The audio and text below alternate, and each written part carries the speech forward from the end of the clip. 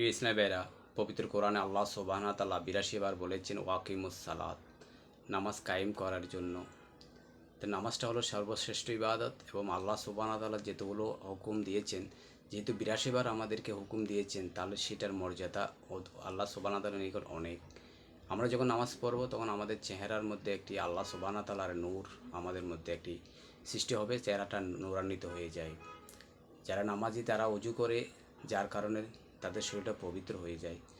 আল্লাহ সুবহানাহু ওয়া তাআলা নামাজিদেরকে যে ৫টি পুরস্কার দিবেন তার মধ্যে একটি হলো পৃথিবীতে রিজিকের অভাব হবে না। সুবহানাল্লাহ।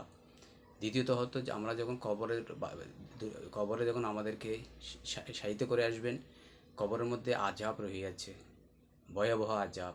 যারা নামাজি তাদেরকে আল্লাহ সুবহানাহু ওয়া তাআলা কবরের আযাব থেকে রক্ষা করবেন। ইসলামী ভাইরা, আসুন আমরা নামাজ যথাসময়ে নামাজ আদায় করব।